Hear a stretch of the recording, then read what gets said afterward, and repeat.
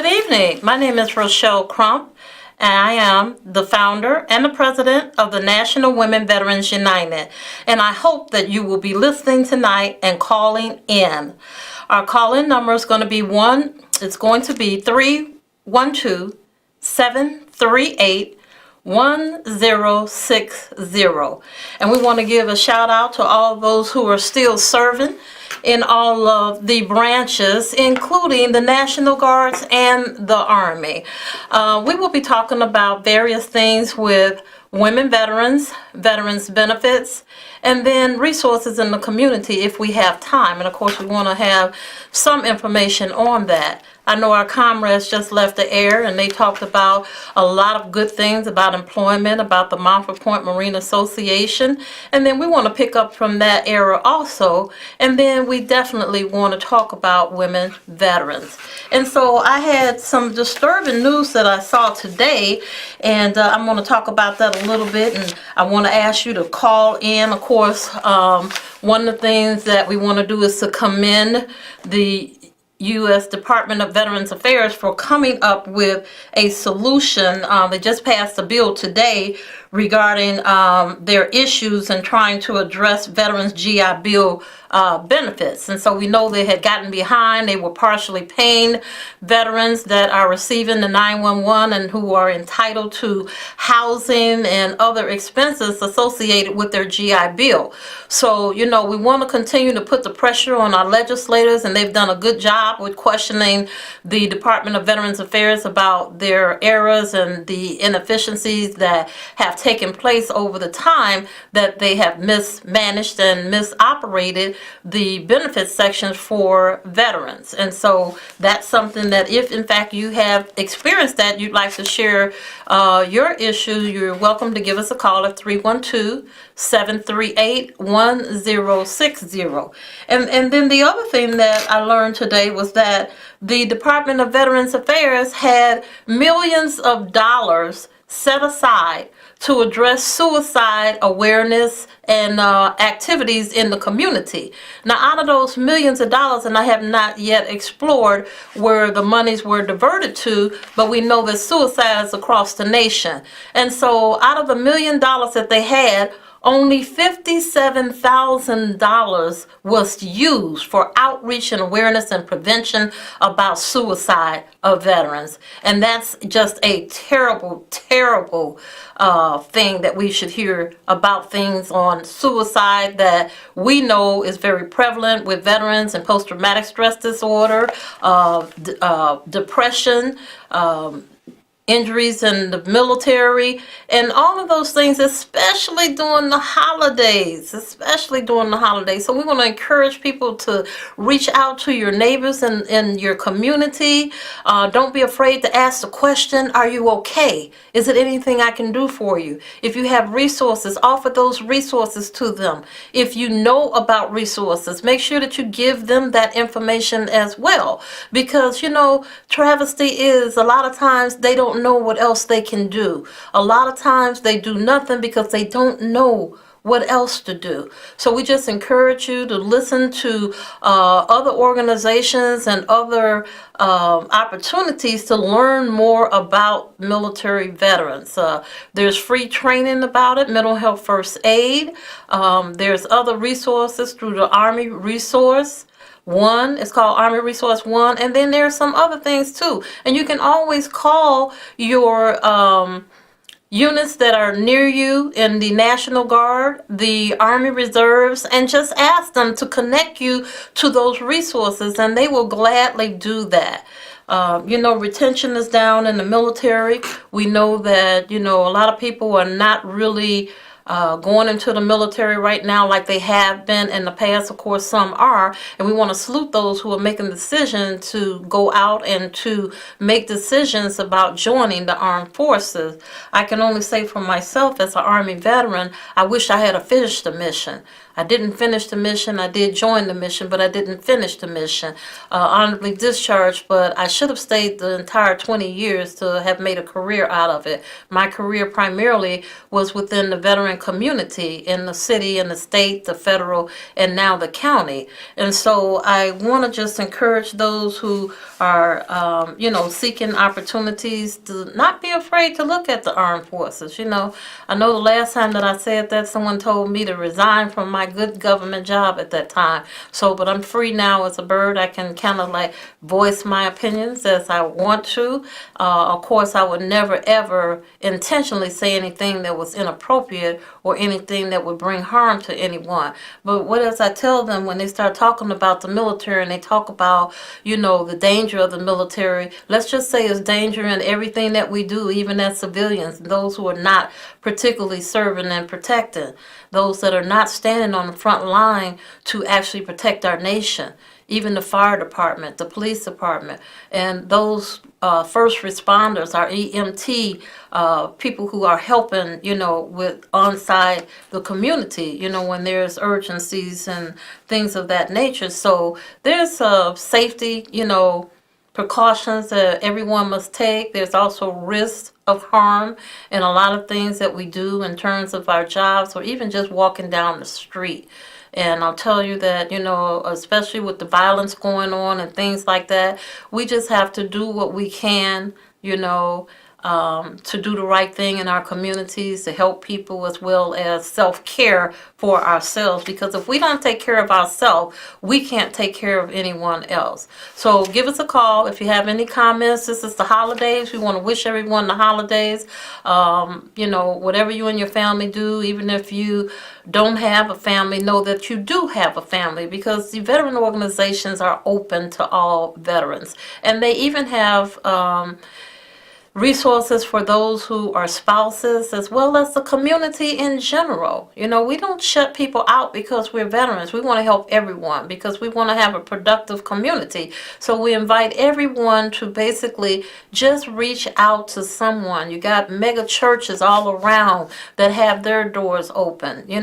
Lend a hand to children. Don't be afraid not to speak to them and to let them know that, you care about them, because some kids just don't have people that they trust or that they don't believe care about them. So we have to just open our hearts and open our minds and open our ears to know that, they're watching us.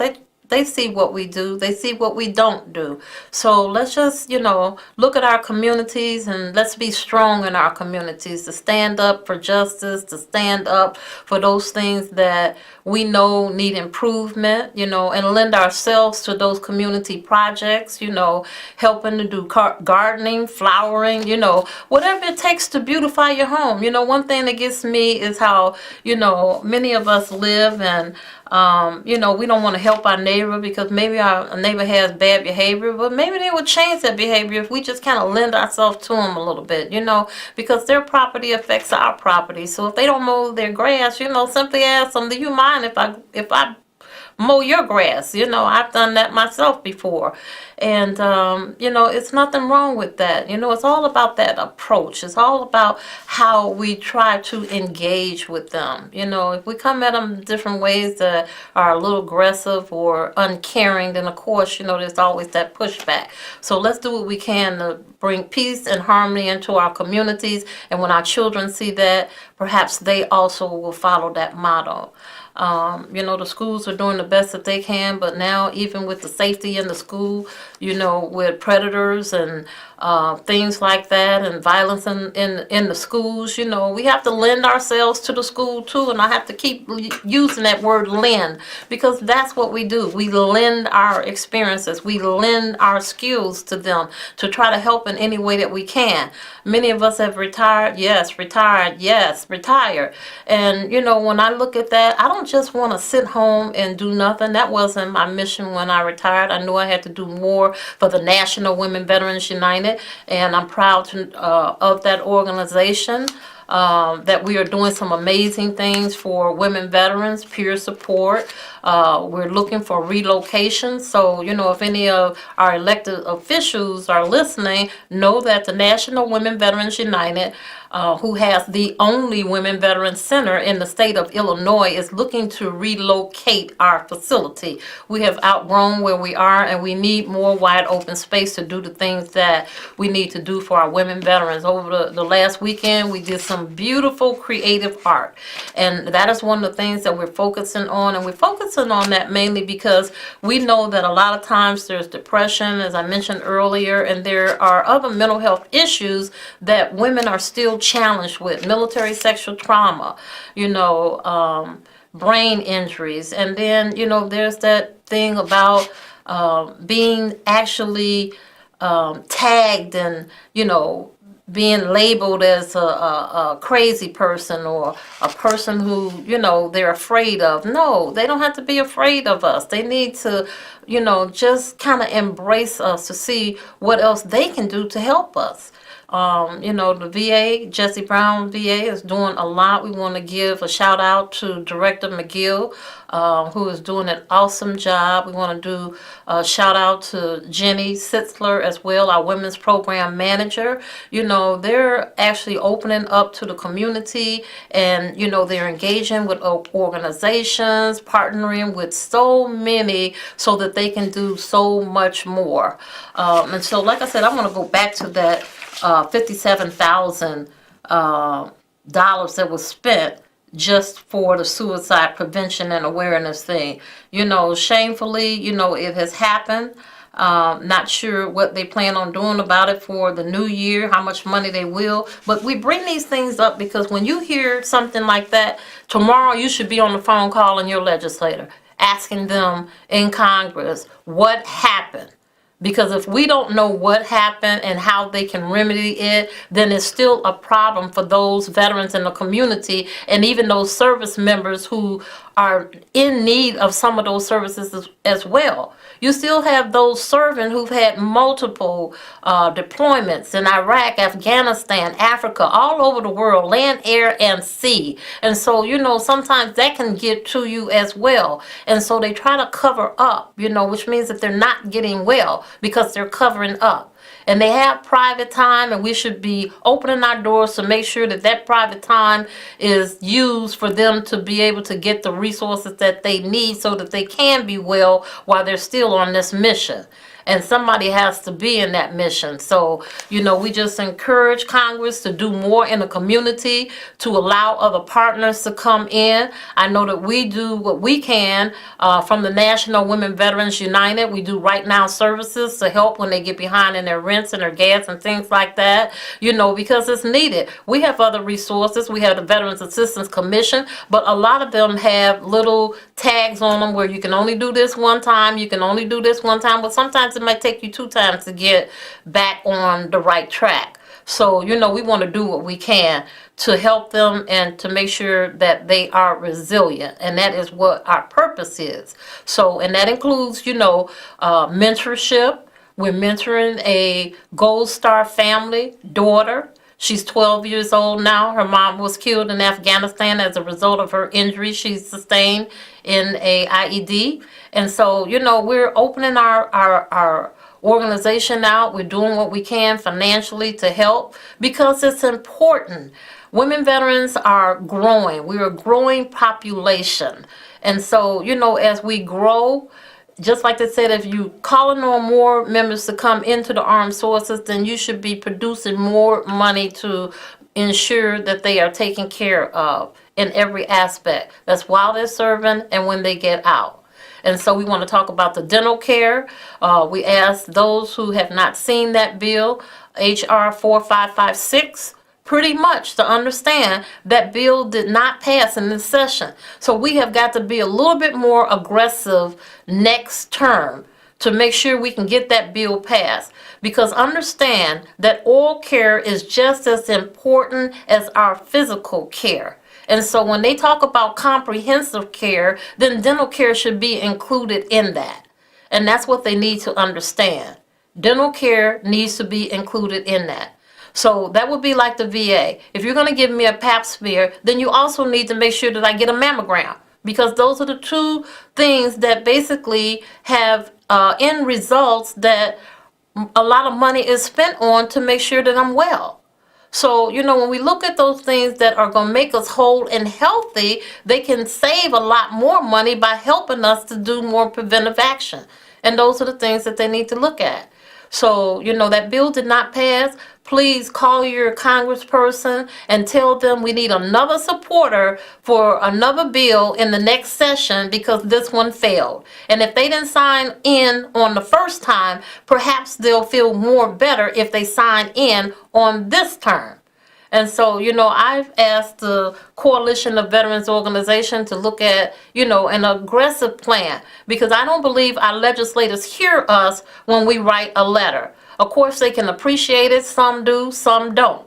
But I believe what they do understand is when you're standing in their face at their door, when they know that they have to, if this is the job they really want, then they have to act like they want it. A lot of times legislators don't get the part that they didn't just get there in those positions by themselves. We supported them. We supported them by our votes. And so when we are selecting those legislators who want to do things for the country and, not just looking at it as a job that's well being paid with benefits, then we have to let them know also that we're watching them and that we're monitoring what they're doing for us. And that's what I used to ask people when they asked me to sign on a petition. Tell me something about the person. What are they going to do? What's their platform? What are they doing for veterans? And if I don't hear that, then of course I'm not ready to sign on for you. I want to know if you've even thought about veterans or those who are still serving. And everyone should be asking those questions instead of just signing on. And their favorite line is, oh, this is not electing them. This is just getting them on the ballot so that they can be elected. Okay, well, they're not getting on the ballot unless you can tell me something about them. They're not even going to be elected. Now, that's my standpoint. Everybody chooses and do things a different way, but we have to make them accountable for our needs, because that's why we elect them. So again, $57,000 out there. Gonna ask you if you have a comment. Call us at 312-738-1060. Again, we have a lot of things that we want to talk about. Montford Point Marine Association are, contended to lose their property if, in fact, we don't get the funding in order to rehab it and to pay those taxes. Those taxes are killing us, killing community organizations and property owners and those who own their own homes. We see that all the time. We've seen that past time about those seniors who are losing their property because they can't pay the taxes, even though they get some portions of that tax-free part, with the exemptions or home owners, exemption, senior exemption. Sometimes it's not enough because it depends on how much money that they get. Making decisions about, do I eat? Do I get my medication? Do I feed my dog? All those things that are comfort to them, but they're just done out of the little funds that they have. Keeping in mind that those elderly, members, they weren't making a whole lot of money. Things were different then. Things weren't as expensive as they now. They've owned those properties for 30, 40 years. And over the time, things have gone up, things have gone up, things have gone up. But what didn't happen is their monies didn't go up. And we fail to sometimes remember that. Particularly, let me just talk about African Americans who weren't doing a lot of high-tech jobs. They were working in hotels. They were working, in different places, laundry, cleaning houses, doing those things, and so they didn't have a lot of money going into the pension and Social Security and things like that.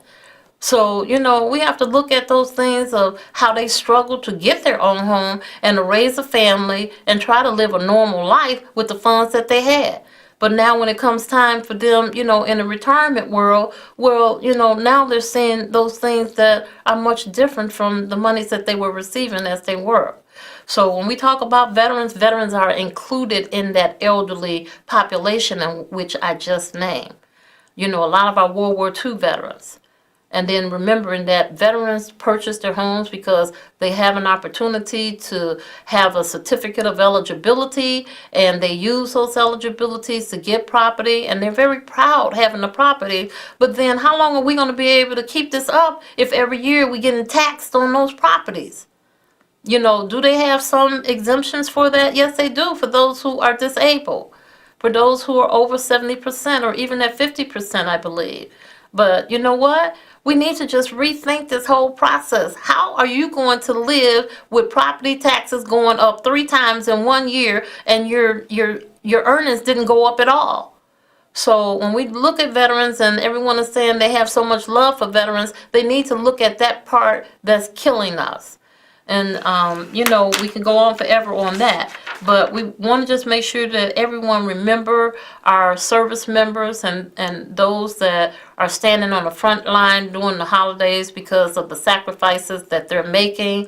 Quite a few of them were just recently deployed by the governor's orders. And so, I mean, not the governor's orders, but the president's orders, the commander-in-chief's order. So they may not be home with their families for Christmas. And we need to remember them. You know, we want to remember those who are serving at the Great Lakes area. You know, a lot of them in training who can't necessarily go home for Christmas. Open up your doors. Open up, you know, your hearts to them. And, you know, work with these organizations in your community. Work with the American Legion, the DAV, those organizations that are going to be opening up their doors to feed them and let them use their phones and things like that, because we want to make sure that they know that they're not alone. And also, you know, let's not forget those who are troubled in our community. A lot of them who are non-medicated now. You know, when we talk about suicide, let's just look at those police officers who, you know, just recently had, you know, troubles that could not be resolved within because no one reached out to them and asked the question, are you okay? What can we do for you? I shouldn't say no one, you know, because maybe just the right person didn't get to them. And I think that having those organizations in the community makes a lot of difference, because we can talk to those veterans. They can have their private time with us, you know.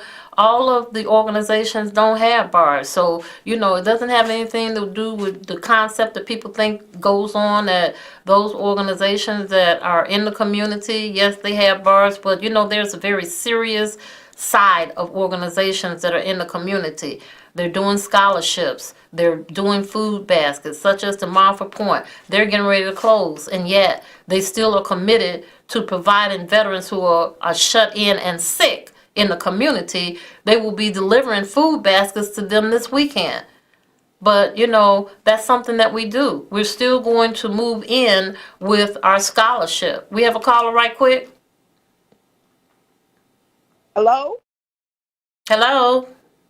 Yes, hello. This is Sharon Stokes Perry, the president of Montfort Point Marine Association, Chicago. Yeah, hi, how are you? We don't have long. We got like a minute. So do you want to give a shout out to the what's going on with Montfort Point right quick? I just mentioned the food baskets that you will be delivering this weekend. You have anything else you would like to say? I would just like to thank everybody out there who are supporting the great cause of keeping the only African American, the oldest African American military post in Chicago, and also as a way of helping us to continue to support our veterans and support our community. I think I heard you with our scholarship that we will be moving forward with. We will be delivering Christmas baskets this Saturday to sick and shut-in veterans, and also through our back-to-school programs. Yes. And our other veteran assistance programs. Thank you so much. Okay, thank you. We're out of time, and you know, we're going to keep pushing the issues about Montfort Point. We want to thank our listeners tonight. Please continue to listen to CAN TV Issues for veterans and other aspects of the community. Good night.